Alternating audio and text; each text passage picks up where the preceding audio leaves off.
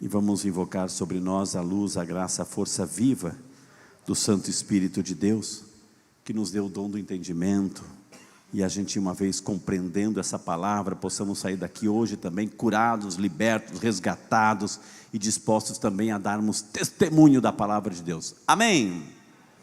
Meus amados irmãos, minhas amadas irmãs, como é interessante a gente poder perceber, né, as leituras de hoje. A primeira carta, a primeira leitura, a carta aos Hebreus, fala, né, o que devo, irmãos, que mais devo dizer? E fala assim dos homens que verdadeiramente deram um lindo testemunho de fé.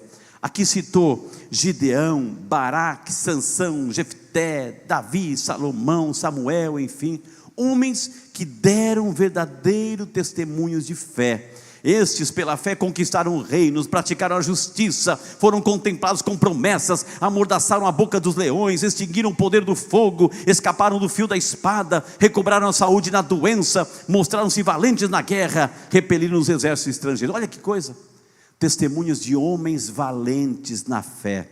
Gideão, Baraque, Sansão, Jefté, olha que coisa interessante, né? Homens, né? Vocês conheciam a existência desses homens ou não? Conheciam? Mais ou menos, né? Mais ou menos. Quem já ouviu falar de Sansão aí, né? Jefté, já ouviram falar de Jefté? Gideão, não, né? Então, gente, né, olha para aquela pessoa, está vendo como vale a pena ler a Bíblia de vez em quando? Porque tudo isso está na Bíblia, tudo isso está na palavra, vale a pena ler a palavra. São homens de fé, minha gente, que o testemunho de muitos, está lá no livro de Juízes, pode ler no livro de Juízes lá atrás, no Antigo Testamento, estão lá o nome deles: Gideão, Sansão, Jefté, homem, Baraque, né? O general, outro foi o juiz, enfim, homens de fé que deram testemunhos em tempos de crise, em tempos de perseguição, deram testemunhos de fé, como São Brás hoje, que a gente recorda, né? Vale a pena a gente ver, né, como a graça de Deus vai agindo nas pessoas, e elas com essa bravura vão dando testemunho de fé. Aliás, esse é o tema do Evangelho de hoje. Olha que maravilha. Jesus, ele está, a gente sabe, a Terra Santa, né? Israel, a Terra Santa, e ele está além do Jordão, além um país, né? Os países dos gentios, dos pagãos. Ali está Jesus evangelizando. No país, algumas traduções, gadarenos, outros fazem gerazenos, enfim, conforme a tradução que a gente tem. Mas é uma terra de pagãos, e ali, quando Jesus está ali junto com os discípulos, o que acontece? Apresentaram um homem impuro, né? Uma pessoa com um espírito impuro, possuída. Onde é que ele vivia? No cemitério, entre os túmulos, é ali que ele vivia. Um homem que tinha assim talvez uma força descomunal, que nada o segurava, amarravam-se, soltavam-se, acorrentado, atormentado, no cemitério ali, com o espírito impuro. É ali que Jesus vai. Ele corre ao encontro de Jesus, se ajoelha: Jesus, o que tem a ver conosco? Enfim, te conjuro, não nos atormente. Ou seja, é interessante, minha gente, a gente poder perceber algumas coisas aqui. Do Antigo Testamento, claro que tinha. Tinha possessão demoníaca? Claro que tinha. O inimigo está vivo, ele está vivo, é dogma de fé a existência do inimigo, claro que ele está vivo, ele agia no Antigo Testamento, mas eles estavam no universo deles, no mundo deles, reinando. Mas quando chega um personagem chamado Jesus, é como se Jesus chegasse e dissesse: vocês estão com os dias contados, Lembra que aqui no Evangelho Jesus só chegou, né? Ele já viu, se sentiu ameaçado, correu ao encontro: não nos atormente, sabemos quem você é, deixa pelo menos aí entrar nessa manada de porcos aí. Jesus permitiu: sai deles. Quem vocês são? Legião. Olha que coisa, legião, né? Legião é mais do que um, minha gente, que coisa, né? Às vezes a gente também sente, né? Olha que interessante, minha gente, poder perceber, a gente não vê, né? O grande problema na nossa vida, né, é nós morrermos. A grande conquista da vida, não é o problema, a grande conquista é morrermos na amizade com Deus. Porque isso é a certeza do julgamento para a vida eterna, com Ele. O grande problema é que a gente não vê a cor da nossa alma, a gente não vê Às vezes a gente disfarça entre nós, a gente vive uma realidade entre nós, porque a gente sabe, mas como é que está a nossa alma? Como é que está a nossa alma? Como é que a gente se apresenta? Ontem foi o dia da apresentação do Senhor. Então esse homem de espírito impuro morava no cemitério. Olha aqui, minha gente, nada do que está escrito na palavra de Deus, principalmente no Evangelho, nada é colocado ali se não tem um significado profundo para a nossa vida. Cemitério, aquela imundície, aquela escravidão, um certo momento ele se libertava, arrebentava as correntes, mas logo de novo o amarravam. Às vezes a gente se sente livre, opa, Jesus me libertou, mas vira as costas, o pecado está lá de novo, a gente se amarra, a gente volta ao pecado, a gente faz amizade com o pecado, a gente tem pecado de estimação, que a gente não quer largar. E olha onde ele morava, minha gente, no cemitério. Essa realidade toda para descrever o ambiente onde ele estava, para dizer o ambiente do pecado. O pecado nos leva para o ambiente da morte. O que é o cemitério? O ambiente da morte, o lugar da morte. Então o pecado nos leva no ambiente sombrio da morte, nos amarra, nos prende. Só que Jesus também se oferece, assim como ontem que a gente viu na apresentação, Jesus foi apresentado no templo, hoje ele se apresenta numa terra que não era dele, num ambiente diferente. Ele vai lá e cura esse homem, e a reação interessante, que os moradores ali daquela região pagã, quando viram tudo aquilo lá, em lugar de ficarem contentes que um homem foi liberto, porque quando os encontraram, quando eles viram aquele homem, já estava sentado, sereno, bem vestido ali, calmo, foi liberto por Jesus. Jesus vem para isso, para nos libertar, para tirar dos cemitérios de nossas vidas, desse ambiente de escravidão, onde o pecado nos amarra, nos oprime, como estava sentindo esse homem, que representa cada um de nós, quando nós optamos pelo pecado, pela escuridão, pelas trevas. É nesse ambiente que a gente vive, é nesse ambiente que muitas vezes a nossa alma está, e Jesus se apresenta ali para nos resgatar, para nos tirar, para nos salvar. E olha o que acontece depois, minha gente.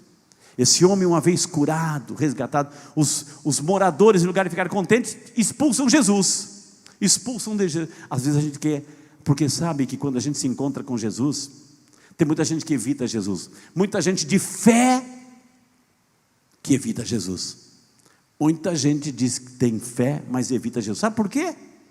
Porque sabe que quando se encontra com Jesus, Ele vai pedir algo para nós. Ele vai pedir algo para nós. A gente não quer ouvir, Ele vai pedir algo para nós mudar a nossa vida. Então muita gente evita. Jesus, sai daqui, Jesus. É muito interessante, uma pessoa boa, mas sai daqui, não vem pedir coisa para mim não. Não venha me tirar do meu conforto não. Então sai daqui. Tem muita gente que diz ter fé, mas não quer esse encontro com Jesus, porque não quer mudar a vida. Não quer mudar a vida, não quer ser transformado, não quer ser livre, liberto das amarras do inimigo. Então Jesus, é melhor você sair de perto. A gente faz isso também, mesmo tendo fé, minha gente.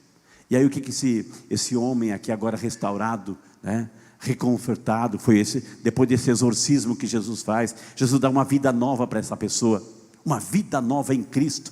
Ele pede para seguir Jesus. Esse homem pede para seguir os passos de Jesus. O que Jesus, ele aceita? Mais um discípulo perto dele? Não, fique aí, evangelize na tua terra. E aí ele foi. Por isso que também esse evangelho, um dos mais fortes, aqui a gente sabe que São Paulo não tem concorrente, o grande apóstolo das nações, São Paulo, quantos países e cidades que ele evangelizou e visitou, mas aqui nós temos a primeira experiência de um missionário, de um apóstolo, de um discípulo, que foi transformado pela graça de Deus, e evangelizou os pagãos. 10 cidades, Decápolis, Deca é 10, Polis é cidade, 10 cidades que ele foi ali. E o que ele fez? E o que ele foi fazer? Vale a pena a gente recapitular isso, gente. O que ele foi fazer? O que ele foi fazer nessa Decápolis, nessa região? Vai para casa, para junto dos teus, e anuncia-lhes tudo que o Senhor em sua misericórdia fez por ti. Então o homem foi embora e começou a pregar na Decápolis tudo que Jesus tinha feito por ele. Então qual é a nossa missão? Nossa missão é anunciar o que Deus fez por nós, com a nossa vida.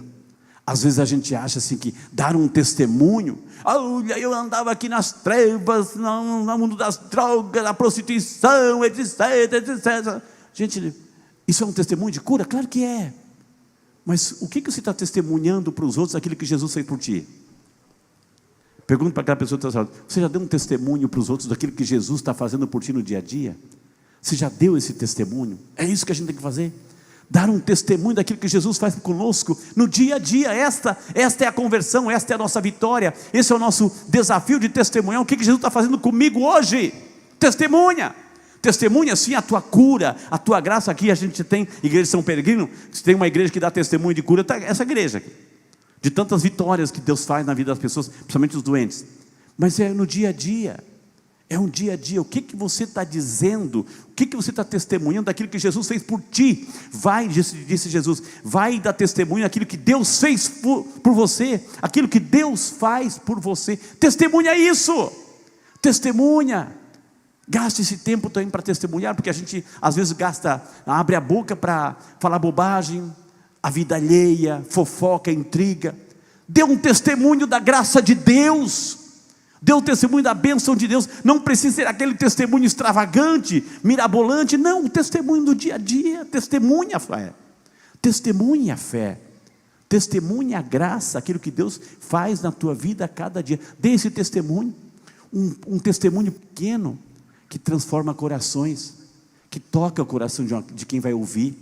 Mas eu testemunho com a tua vida, como fez São Brás. Testemunho. Podia renunciar? Podia. Não.